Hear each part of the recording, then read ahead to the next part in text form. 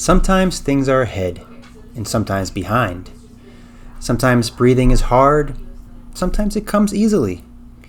Sometimes there is strength, sometimes weakness. Sometimes one is up and sometimes down. Therefore, the wise one avoids extremes and complacencies. That is from the Tao Te Ching, number 29, in relation to Yin and Yang. Yin and Yang is this simple but profound concept that penetrates our lives and the very fabric of this existence. We're going to do a deep dive on the Yin and Yang here, learning about what it means, how it relates to our lives, and how we can bring more awareness to it in order to bring more balance, harmony, and peace into our lives. And stick around to the end of the video for a special offer. I am Mark, and let's dive in.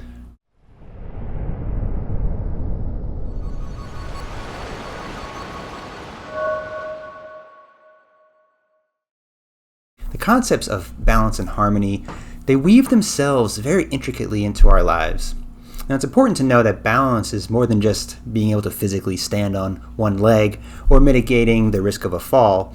Of course, all of that's very important indeed, but the essence that we're going to explore is even deeper into the realms of the internal. Throughout our existence, various circumstances and experiences can sway us from our harmonious center. The weight and frequency of certain traumas can leave some people more misaligned than others, resulting in imbalances within that can affect organ function, metabolism, hormones, nutrient absorption, emotions, and even the vital life force energy itself, which we call Qi. As these imbalances unfold, they eventually manifest into disease, which is really just the state of which the body struggles to function properly. From the moment of our arrival into this world, we are designed to flourish smoothly. Yet accidents and traumatic encounters, toxins, negative vibrations, these things can all diminish the sustainability of our systems, leading to imbalance. Harmony can be described as a relationship where diverse elements coexist without erasing, negating, overshadowing, or overpowering one another. And to illustrate this through a metaphor, let's envision a symphony orchestra. You see this orchestra in your mind's eye, with the vast array of musicians, instruments, arrangements, all in their place. Each individual instrument, note, and sound plays an integral role in the creation of this magnificent piece of music. Each musician understands their vital role, when to leap into action, when to rest, when to take the lead, and when to gracefully follow others, when to rise into a grand crescendo, and when to gently retreat into adagio. A symphony is composed of many parts, each with its own purpose, and contributing to the overall piece of art. Though each performer is a master of their craft, they depend on a conductor to guide them on their journey of these soundscapes as well as each other. They are a group, they are a team. So envision all of these pieces working together in unison, supporting each other, guiding each other, and attuning to the cadence of the rhythms. See how everything is interconnected, creating these melodious vibrations that touch our soul through music. When all musicians play in unison, the result is amazing, breathtaking, magnificent music. But if a single trumpet or violin stray from the tune, or a percussionist falters in the rhythm just a tiny bit, the harmony just shatters, leaving this unsettling cacophony. Now, holding this vision of many pieces working together as a whole, look inward into yourself and envision that every system, organ, and cell within our being are those individual musicians, each unique and contributing essential melodies to our existence. Picture the crescendos and adagios as peaks and valleys of our lives, the diverse moods of the sounds reflecting our ever-changing emotions. Visualize the various sections of the symphony as the treasured experiences that we embrace with every single note. Feel the gentle breaths of the woodwinds, the resonant vibrations of the percussion, the elegant flow of the strings, and the commanding strength of the brass into the sublime symphony that is uniquely you. Now picture the conductor leading this orchestra, and envision that you are the conductor, and that every decision you make is critical to the success of your splendor. So when the natural forces within us seek bliss, yet something falters in its function, the outcome, unfortunately, becomes disease. But don't worry, we'll discuss some ways to rebalance this later in the video. This brings us to the concepts of yin and yang. Now, while this is Chinese in nature, this concept speaks to so many across the world because of how simple yet profound it is. The origins of the concept of yin and yang still remain shrouded in mystery. We don't know exactly the date when it came into the known field, but it's said that the ancient Taoists were gazing upon a hillside, looking at the interplay of light and shadow as the day moved along. They observed the dance of light as it ebbed into darkness, only to return again and again and again in this harmonious cycle. As each day gracefully surrendered into the embrace of night, the subtle shift across the hillside caught their eyes, becoming even more noticeable as they attuned themselves to the rhythm of the cosmos around them. Then, as the night gradually yielded to the dawn, this natural progression revealed itself again, and they felt, wow, this is happening again and again and again. We see a pattern here. We see this harmonious existence. So in their quest to unravel this phenomenon, they stumbled upon this revelation of great significance. What was once looked at as dichotomy or duality, light and dark, unfolded into a unified whole. This was an epiphany that profoundly transformed how people view this world, shifting the perspective of duality to one of holistic understanding and illuminating the interconnections of all things. So this led to the ultimate realization that neither yin nor yang dominated the hillside, but rather the continual cycle of both together revealed the concept of unity over duality. This, of course, sparked the fundamental Chinese theory of the creation and operation of the universe. So it was huge. Now we encounter the concepts of yin and yang in countless facets of our lives and the world around us. Like the ones I mentioned already about light and dark, day and night. Of course, those are easy to see. But considering that yin and yang symbolize opposites that cannot exist in isolation, otherwise known as complements, we see that there are two halves of one whole coming together, harmonizing in perfect balance all around us, within us too, supporting and uplifting one another like two souls entwined in a mesmerizing dance. So let's look at some recognizable examples of these dueling yet harmonious energies. Feminine and masculine, restful and active, expand and focus, soft and hard, empty and full, internal, external, and even in the realm of elements like water and fire or earth and sky. Could any of those exist without the other? Now think about what could use a little bit more balancing in your life. Work or family, spending or saving, productivity or laziness, hopefulness or hopelessness, selfishness or selflessness, being too open with your feelings or not being open enough, being too grounded or too spiritual. Imbalances invade our lives, almost on purpose, as if to give us the opportunity to not only recognize and have the awareness of these energies, but to decide what to do about them. Given all the stresses and anxieties that are in our lives today, it's easy to have a blindness towards these imbalances.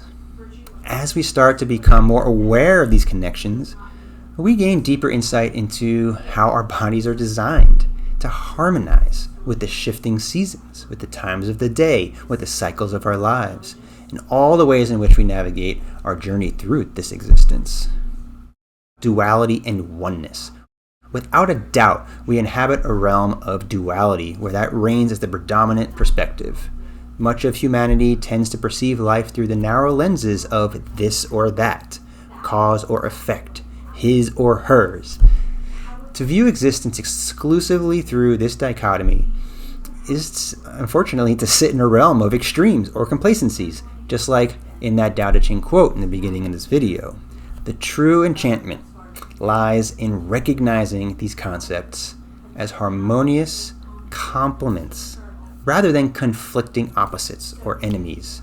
Now going back to the Taoist observing the hillside, the boundary between light and shadow on that hillside was not a stark line, but rather a gentle blending of the two. Think about our breath and how it flows in and out of our lungs. We have an inhale, we have an exhale, but if there's a subtle transition between each, it doesn't go from one to the other. We go in, hold, and out. So looking upon the symbol of the yin-yang, we see several components at work here. First, the contrasting hues of the black and white. That's the easiest thing to see, black and white, signifying those opposites. And then we see this swirling form unfolding, reminiscent of teardrops, or sometimes you may even see it as koi fish circling around each other. This symbol has a distinct line separating the realms, but within each lies a curious little dot of the opposite color.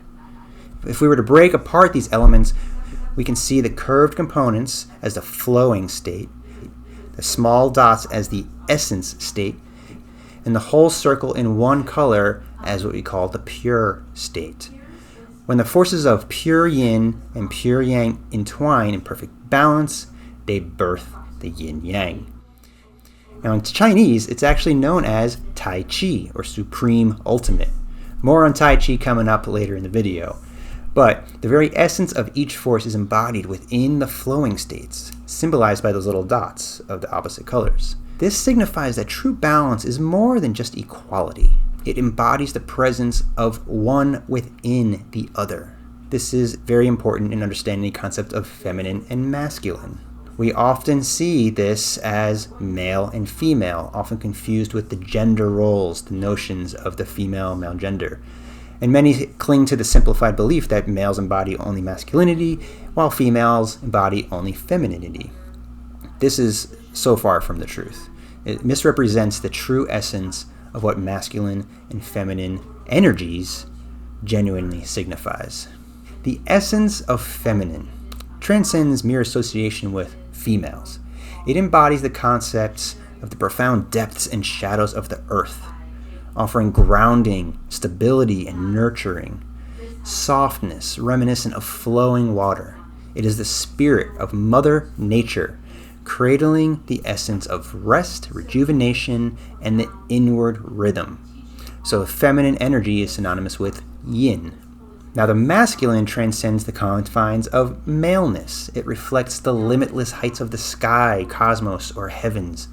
It's characterized by an active, focused, and outward nature, more akin to the fierce of a blazing fire, evoking the essence of Father Sky, Father Time, and synonymous with Yang. However, this notion still hints at a dualistic essence of this or that, whereas in truth, we each embody characteristics of both yin and yang. All genders, we all possess the ability to channel the vibrant energies of creativity, nurturing, action, rest, internal flow, and outward expression.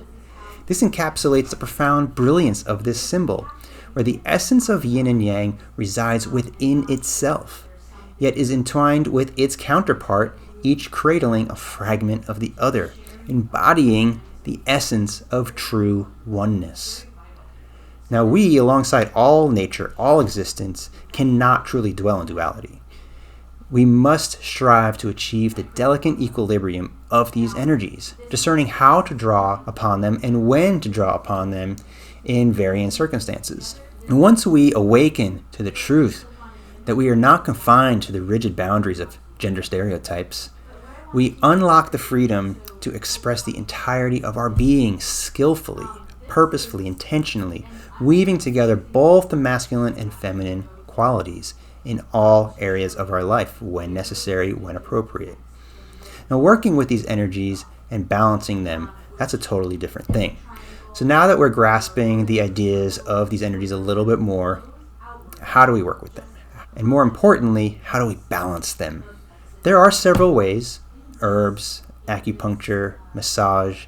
Qigong, a branch of Chinese medicine, is a wonderful and natural and easy way to bring these imbalances front and center and restore the natural balance within us through aligning the body with gentle yet powerful movements, working with and adjusting the breath, and calming our mind, opening up our awareness, presencing ourselves in the moment. We are in fact tuning all aspects of ourselves. which would be the physical, mental, emotional, and spiritual realms, to these forces of yin and yang. It's the essence of our life force energy, aiding in the restoration of balance and homeostasis within us. Within the thousands of forms of Qigong that exist, many of them play with the yin and yang. Tai Chi stands as the most notable and popular form of Qigong. And as I said briefly earlier, Tai Chi serves as the true name of that swirling yin-yang emblem. Tai Chi loosely translates to the supreme ultimate in English, which could mean a lot of different things, but let's just say it can mean the complete wholeness of all that is. Now, Tai Chi is believed to have been originally created sometime in the 12th century, the Common Era, and it gained traction as a superior style, bridging the gap between martial arts and the healing arts, martial arts being the ultimate yang, healing arts being the ultimate yin. Several styles of this art were developed by different families and lineages for a variety of practical purposes. Ultimately, while the various styles of Tai Chi are deeply rooted in the traditions and trainings of martial arts, their slow and steady movements are crafted with the intention of fostering healing. Whether it be fortifying one's bones, soothing the nervous system, enhancing circulation, or aligning the posture, these deliberate motions embody a quest for balance and tranquility. This holistic dance of true wellness captivates millions daily, offering a treasure trove of healing wonders. And its allure continues to blossom ever more with each generation, seeking more homeostasis within. So the common perception of the elderly practicing in parks is fading into history, and now individuals of all ages and walks of life are discovering the profound benefits that Tai Chi can offer. So, balance, harmony, peace, all these things sound great, right? More often than not, this world, as we are currently experiencing it, breaks those precious things away from us, creating that out-of-tune instruments and that dissonant orchestra within us. Disease, dis-ease, illness, fatigue, uninterest, poor sleep, poor digestion, and all of these ailments that plague our society so prolifically are results of the imbalances within us. Now again, there are many ways to bring things back into balance, and we'll have plenty of videos about that on this channel as well. But Qigong and Tai Chi are easy ways to start opening up your awareness to these concepts, forging a connection with your own being, and flowing through life more effectively with greater ease. If you'd like to learn more about Yin Yang and Qigong and Tai Chi, or to start practicing it, I am actually a certified instructor offering weekly virtual classes. As a thank you for watching this video right now, you can try your first class for free. You can contact me at connect@forgeandflow.org for more info and to set something up. And I will leave you with this. The Kung Fu Salute serves as a gesture of reverence, performed in bows, of respect before and after training, even before and after combat. With one open palm symbolizing peace, feminine, contrasted against the closed fist that signifies war, masculine, this elegant gesture embodies the essence of harmony in Tai Chi and Yin and Yang. A true Kung Fu master leads with peace but is always ready for battle. Therefore, the masculine energy should follow or be underneath the feminine. Thank you for watching. Please like and subscribe. Share with somebody you know that might be interested in these concepts or interested in bringing a little bit more balance and healing and harmony and peace into their lives. And I'll leave you with a quote to contemplate from the classic text, The Art of War, by Sun Tzu. Victorious warriors win first and then go to war, while defeated warriors go to war first and then seek to win.